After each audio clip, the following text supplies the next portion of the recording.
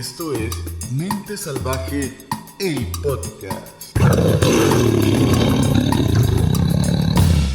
Había una vez un hombre que pasaba sus días en un taller de barro. Sus manos curtidas por el tiempo moldeaban vasijas, platos y figuras. Cada pieza era admirada por sus clientes. Lo felicitaban y se maravillaban con los colores que elegía y las formas que lograba. Para los ojos de todos sus creaciones eran perfectas, pero para él eran solo objetos. Ninguna lograba llenar el vacío que llevaba por dentro. Sonreía apenas, hacía un gesto de afirmación ante los halagos y se retiraba en silencio con la certeza de que algo le faltaba. Una noche, mientras contemplaba una vasija recién salida del horno, escuchó una voz que parecía surgir del mismo barro. ¿Por qué si haces lo que amas, aún te sientes incompleto? El hombre se estremeció, pero respondió: Sé que hago lo que me gusta. Cada creación la imagino primero en mi mente, veo su uso, la moldeo en mis manos, le pongo colores y tiene mi sello. Pero yo en cambio me siento huérfano y me pregunto, ¿quién fue mi creador? ¿Para qué fui creado? He buscado sentido en ser el mejor artesano de mi tiempo, en acumular dinero, en los deleites que he deseado. Incluso busqué una religión, cumplí todos sus requerimientos, me aprendí mantras sin fin, pero sigo sintiéndome incompleto. Tú eres mi creación, yo soy el alfarero que te formó. En tu interior dejé mi marca, una brújula, un sello invisible que recuerda que no eres uno más. Pensé en ti desde los anales del tiempo y deseo mostrarte tu propósito. El hombre miró sus manos manchadas de barro y comprendió. Toda su vida había intentado llenarse de cosas para sostener lo que consideraba su efímera existencia. Poder, placer, ideologías, prácticas religiosas vacías. Era como una vasija que se llena de cualquier cosa. Parecía llena, pero nada satisfacía su alma. Nada le mostraba su función. Pensaba que era un simple recipiente. Desde ese día, cada pieza que moldeó fue distinta. Ya no la admiraba con envidia, sino como el reflejo de lo que él era, una creación diseñada porque entendió que su vida tenía también significado. Ya no trabajaba para llenar su propio vacío, sino para recordar que había sido creado con un propósito eterno y mayor. Así como aquel hombre en su taller, también nosotros llevamos dentro una marca invisible, una brújula que nos impulsa a buscar lo trascendente, a darle sentido a la vida. Nos recuerda que la existencia no se trata solo de acumular logros, de llenar vacíos pasajeros o de vivir por instinto, sino de despertar el alma y descubrir el propósito para el que fuimos creados.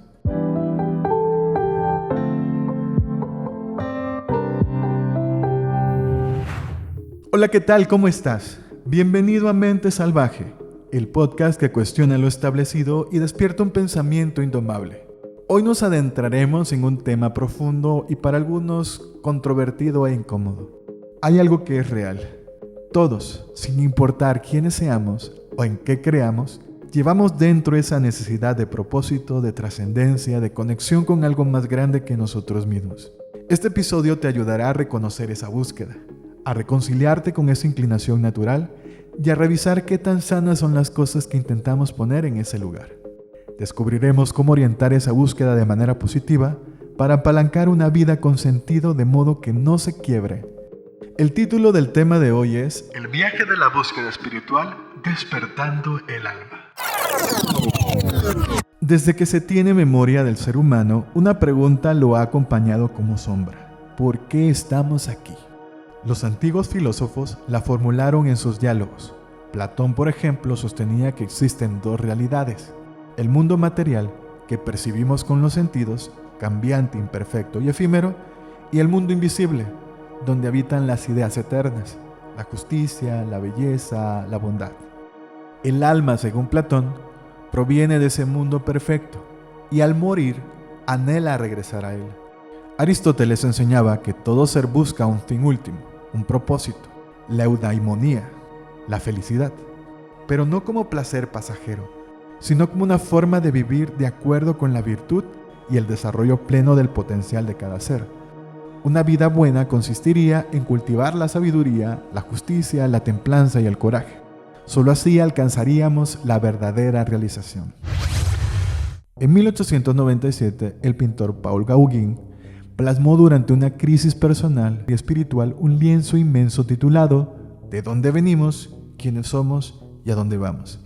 3 preguntas existenciales que lo atormentaban en Tahití, donde pintó esta obra como su testamento filosófico. Hoy se conserva en el Museo de Artes Finas de Boston y sigue interpelando a cada generación, sigue recordándole estas preguntas. En el siglo XX, los existencialistas dieron un giro radical. Jean-Paul Sartre afirmó que la existencia precede a la esencia. Es decir, el ser humano primero existe y solo después define quién es. No hay propósito dado de antemano, cada persona debe inventar su sentido, asumir la libertad radical de elegir y cargar con la responsabilidad de sus actos. Para Sartre, el vacío existencial no es un error, sino una oportunidad para crear. Por su parte, Albert Camus habló del absurdo, la tensión entre nuestro deseo de sentido y el silencio del universo. En obras como El mito de Sísifo, describió al hombre empujando una piedra montaña arriba, solo para verla caer una y otra vez. Esa imagen simboliza la vida humana repetitiva sin respuesta definitiva. Pero aunque Camus no invitaba a la desesperación, sino a la rebelión, a aceptar el absurdo de la vida cotidiana, es decir, que no tiene sentido, y vivirla con pasión, haciendo que cada día sea valioso en sí mismo. Y aunque estas posturas suenen atractivas, siguen sin apagar la sed de esa búsqueda interna de propósito. El alma humana no se conforma con inventar un sentido ni con aceptar el absurdo. Sigue preguntándose, sigue anhelando una respuesta más compleja. El cine también se ha atrevido a tratar el tema. El cineasta Ingmar Bergman, en la película El séptimo sello en 1957, mostró un caballero llamado Antonius Black, que busca desesperadamente una certeza y juega ajedrez con la muerte, mientras se pregunta por el propósito de su existencia. Una metáfora poderosa de la vida misma, frente a la inevitabilidad de la muerte, intentando arrancar una respuesta que nunca llega. Décadas después, Monty Python, con humor ácido en la sátira The Meaning of Life, el significado de la vida, en 1983, ridiculizó la absurda búsqueda del sentido de existencia. Su mensaje fue claro: la vida está llena de contradicciones y rutinas que muchas veces carecen de sentido. Los intentos humanos por encontrar una explicación, ya sea en la religión, la ciencia, la política o lo moral, suelen ser insuficientes. Al final de la trama, un personaje abre un sobre con la respuesta al sentido de la vida y dice algo tan trivial como: Sé amable con la gente, evita la grasa animal y lee un buen libro de vez en cuando. Pero aunque este último es un buen consejo, sigue sin satisfacer el apetito de significado del ser humano. La inquietud persistente hasta nuestros días, en una época donde tenemos acceso a dispositivos, ventajas tecnológicas, donde la medicina ha alcanzado progreso sin igual, donde existe mayor oportunidad de vivir una vida civilizada, incluso hay quienes han logrado retrasar el envejecimiento, donde hay mayor riqueza financiera y conciencia sobre el impacto y la dependencia que tenemos de la naturaleza, donde en apariencia podemos tener todo lo que podríamos desear. ¿Saben? Todo esto no basta. Todas estas cosas pueden hacer cómodo nuestro viaje, pero los soportes superficiales de la vida, tarde o temprano, ceden bajo el peso de las circunstancias. Las crisis nos arrancan la máscara y nos dejan existencialmente expuestos. Y entonces vuelven las preguntas. ¿Por qué estoy aquí? ¿Para qué fui creado? La ciencia misma reconoce que buscamos una conexión trascendental. La neurobiología ha descubierto que existen redes neuronales que se activan en experiencias espirituales y místicas. Áreas como el tálamo, el hipotálamo y la corteza prefrontal producen sensaciones de paz y conexión y propósito. Es decir, nuestro cerebro está diseñado para buscar lo trascendente. La neurociencia confirma esta huella. Patrick McNamara y Jordan Grafman, en una revisión publicada en Frontiers in Human Neuroscience en 2024, concluyen que las experiencias religiosas y espirituales dependen de la interacción de amplias redes neuronales. Nuestro cerebro activa circuitos específicos que generan estados de paz y sentido. Otros investigadores como Anne Smith han mostrado que la espiritualidad no es ajena a la ciencia, sino que puede ser entendida como una fuente legítima de significado y asombro. La psicología también lo respalda. La espiritualidad fortalece la resiliencia y el bienestar, ayudando a las personas a navegar las dificultades de la vida. Amanda Hale Howard, en el 2023, estudiaron a jóvenes con contexto de vulnerabilidad y encontraron que la espiritualidad estaba directamente relacionada con mayor resiliencia y mejores resultados emocionales. Y Viktor Frankl, psiquiatra y creador de la logoterapia, demostró que la búsqueda de sentido es la fuerza primaria del ser humano, cuando dijo: el hombre puede soportar cualquier cómo, si tiene un porqué. La sociología observa que ninguna civilización ha podido vivir sin símbolos espirituales. Andrew Singleton, en 2016, explicó que la espiritualidad ha sido redefinida en la modernidad, expandiéndose más allá de la religión organizada y convirtiéndose en una búsqueda personal de trascendencia. John Clamer, en el 2025, argumentó que la espiritualidad puede transformar la disciplina sociológica misma, mostrando que lo sagrado permea incluso en sociedades modernas y secularizadas. Y aunque la ciencia nos ha dado respuestas fascinantes que, por cierto, no son definitivas, pues pueden cambiar en el futuro, por lo que no hay que tomarlas como dogmas infalibles, estas respuestas solo ayudan a explicar el cómo estamos aquí.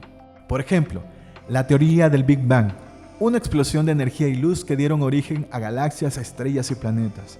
También suena muy increíble. La teoría de la evolución nos explica cómo la vida se diversificó, cómo el ser humano surgió como especie en un largo proceso de selección natural. La física moderna, a través de la relatividad y la mecánica cuántica, describe las leyes que sostienen el cosmos. La teoría de la relatividad explica cómo la gravedad curva el espacio-tiempo y mantiene unidos los cuerpos celestes. La mecánica cuántica revela el comportamiento misterioso de las partículas más pequeñas, mostrando que la realidad es más compleja de lo que percibimos. Todas estas respuestas nos hablan del cómo. Cómo apareció la materia, cómo se formó la vida, cómo funciona el universo, pero siguen sin contestar las preguntas más importantes. ¿Por qué estamos aquí? ¿Por qué existe algo en lugar de nada? ¿Por qué tenemos conciencia, capacidad de amar, de crear, de preguntar? ¿Por qué sentimos que la vida debe tener un propósito más allá de sobrevivir? Quizás esas preguntas no sean un error de programación, sino una brújula.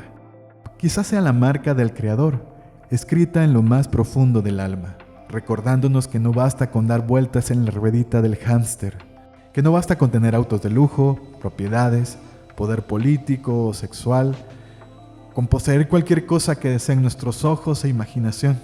Podemos disfrazar las respuestas con logros, con títulos, con placeres efímeros y depravados, con dogmas religiosos de tono liberal o radical, incluso con conceptos de vida y formas sociales o hasta vestirlas con definiciones de laboratorio. Pero dicen por ahí, en un avión descendiendo sin control, hasta el más ateo reza por su vida. Cuentan las escrituras que hubo un rey poderoso llamado Nabucodonosor. Su imperio era vasto, extendiéndose desde las tierras de Egipto hasta las fronteras de Media y Persia, lo que hoy conocemos como Irán, abarcando regiones como Kurdistán y Azerbaiyán. Las edificaciones de su capital, Babilonia, brillaban como oro, y su nombre hacía temblar a las naciones Asiria, Judá, Fenicia, Moab, Edom. Todas se rindieron ante su poder militar. Era el hombre más grande de su tiempo. Todo lo que éste podía desear, lo tenía.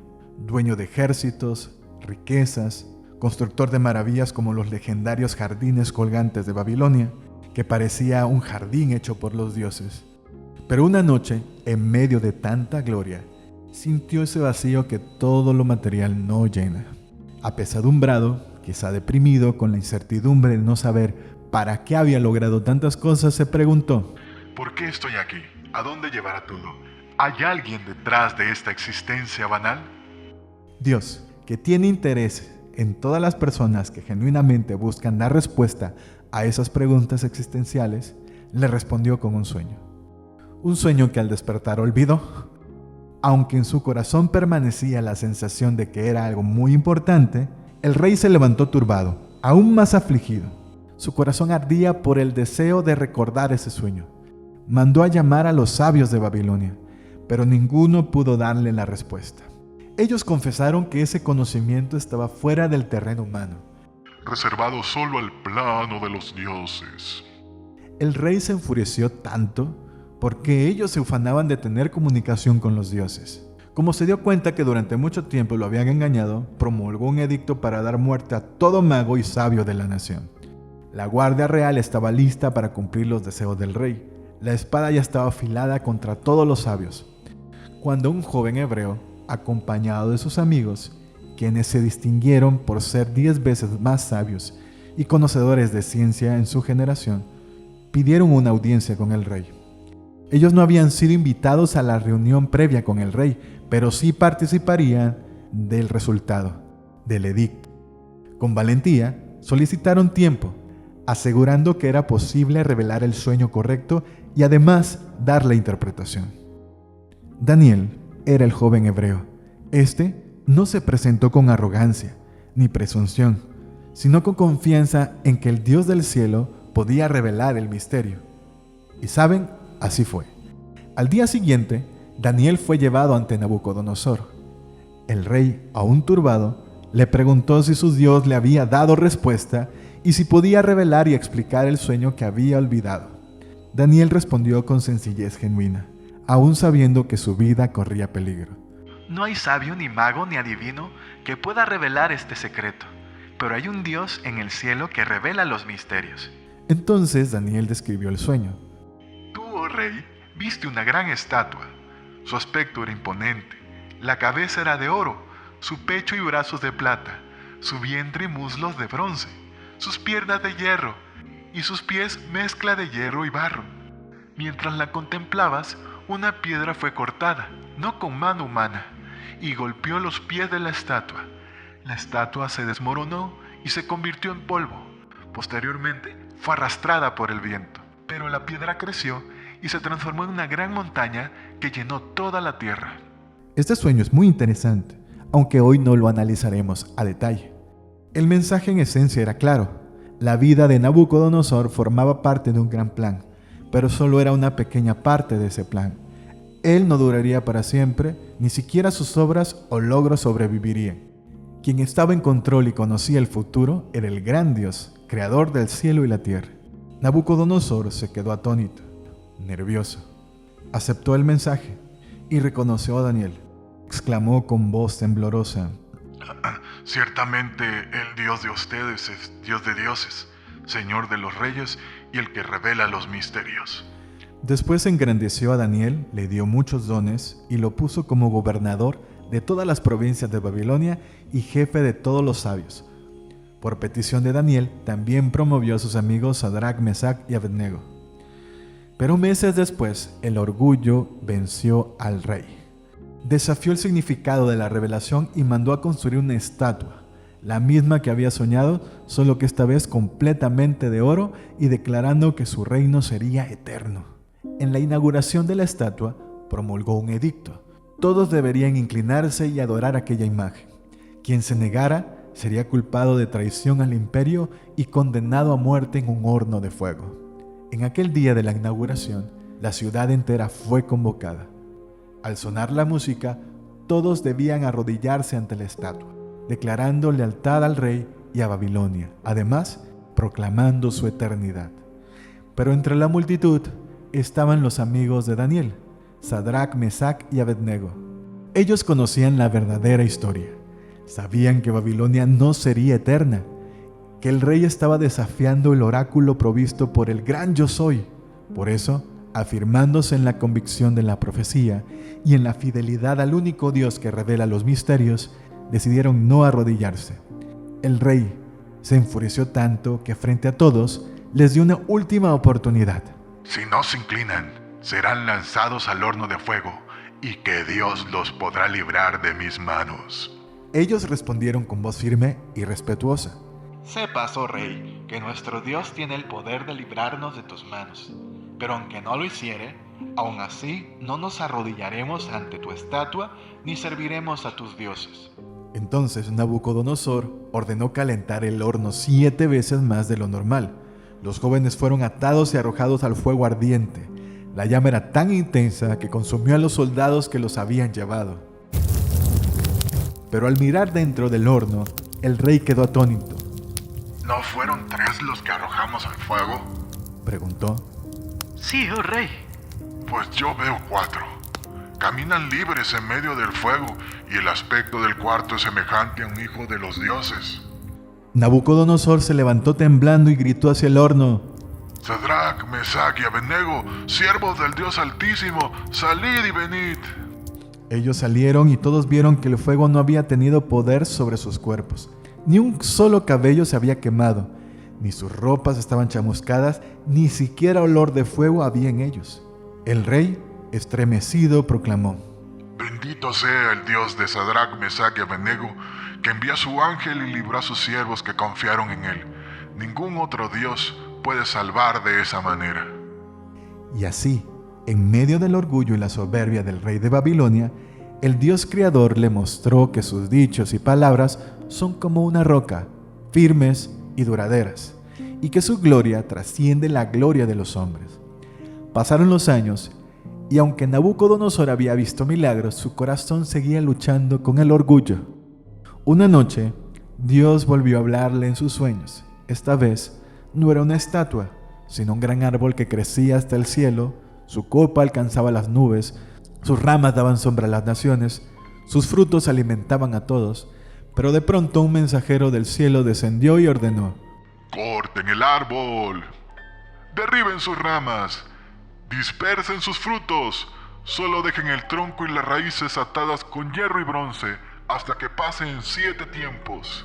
El rey despertó turbado, mandó a llamar a Daniel y él con voz temblorosa le explicó que el mensaje del sueño era para él. Ese árbol eres tú, oh rey. Tu grandeza ha llegado hasta el cielo, pero serás derribado, serás apartado de los hombres y vivirás con las bestias del campo. Comerás hierba con los bueyes y 7 tiempos pasarán sobre ti hasta que reconozcas que el Altísimo gobierna el reino de los hombres y lo da a quien él quiere. Nabucodonosor escuchó, lo masticó en su cabeza por algún tiempo y puede ser que hasta cierto punto considerara que la predicción podría ser cierta, pero su interior no cambió, la olvidó. Un año después, mientras paseaba por los jardines colgantes de Babilonia, contemplando sus palacios y murallas, exclamó con soberbia: ¿No fue esta la gran Babilonia, que yo edifiqué con la fuerza de mi poder y para gloria de mi majestad? Aún no había terminado de hablar, cuando una voz del cielo resonó: A ti se te dice, Nabucodonosor, el reino ha sido quitado de ti. Serás echado de entre todos los hombres, y toda morada será con las bestias del campo. En ese instante su razón se apartó.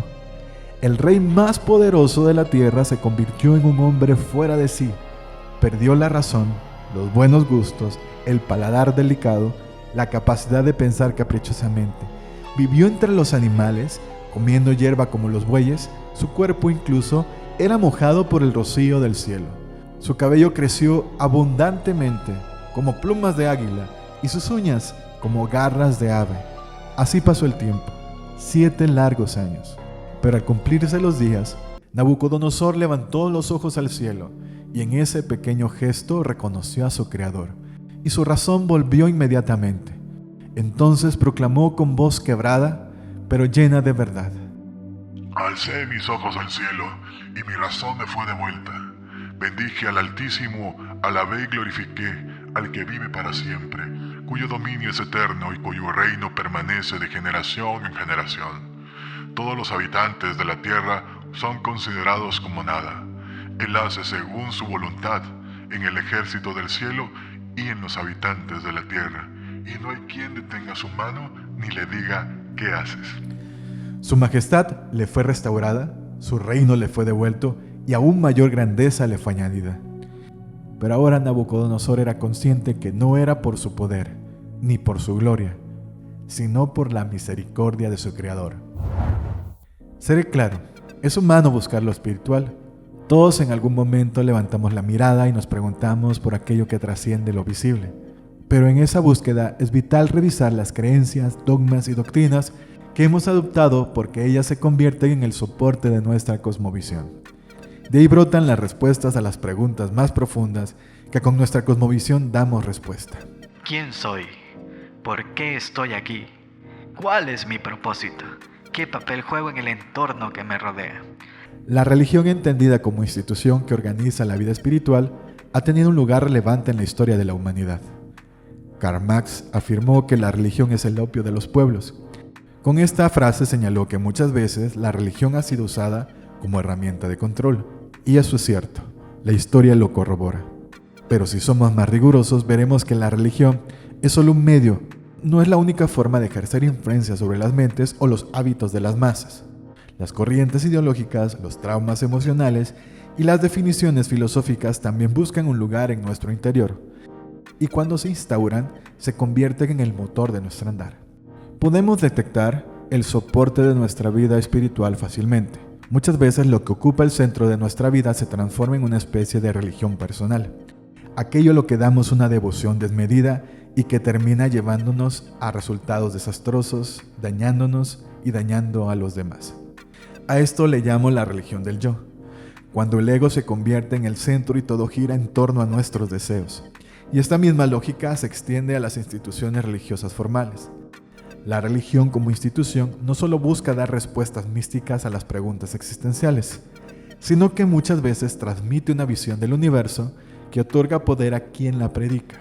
Por eso es tan fácil que algunos líderes de culto caigan en la tentación de abusar de sus creyentes. Han existido innumerables religiones y cultos desde la antigüedad que se han aprovechado de sus feligreses.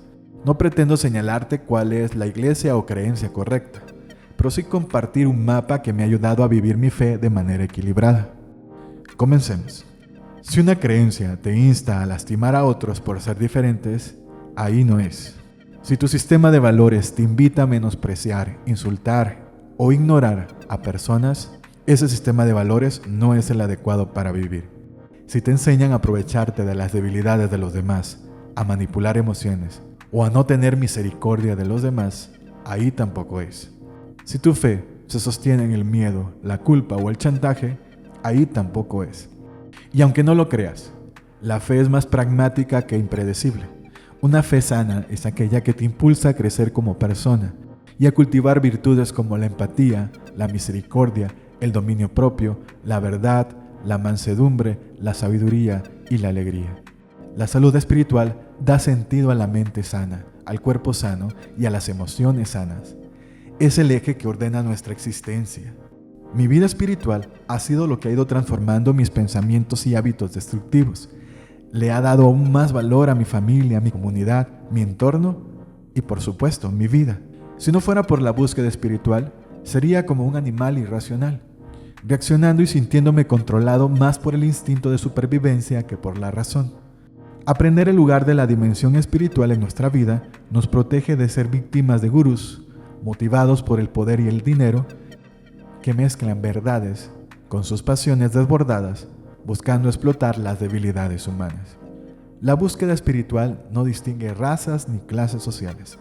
Artistas, millonarios, personas de bajos recursos, de zonas exclusivas, todos, en algún momento, buscan respuestas. Y si me preguntas por dónde empezar, solo levanta tus ojos al cielo y sinceramente atrévete a hacer las preguntas mágicas. ¿Quién soy? ¿Por qué estoy aquí? ¿Y cuál es mi propósito? Y así cierro este mensaje, no con una conclusión, sino con una invitación, que cada día te atrevas a cuestionar tus creencias, a revisar tus valores y a buscar una fe que te haga crecer, no que te esclavice, porque al final, la verdadera espiritualidad no es un dogma, es un camino que nos recuerda que estamos aquí para bendecir, para amar y para dejar huellas de luz en medio de la oscuridad. Gracias por acompañarme en este episodio. Si esta reflexión te dejó pensando, no te pierdas el último capítulo de la temporada. Vamos a hablar de un tema controversial, con la única intención de darte información útil para tu día a día y compartirte herramientas que me han ayudado y generado paz. Si disfrutas de este contenido, suscríbete y compártelo. Así ayudamos a que el programa llegue a más personas y si está en tus posibilidades, apóyame, escuchando y recomendando el podcast. Esto fue Mente Salvaje. Hasta la próxima. Mente Salvaje, el podcast.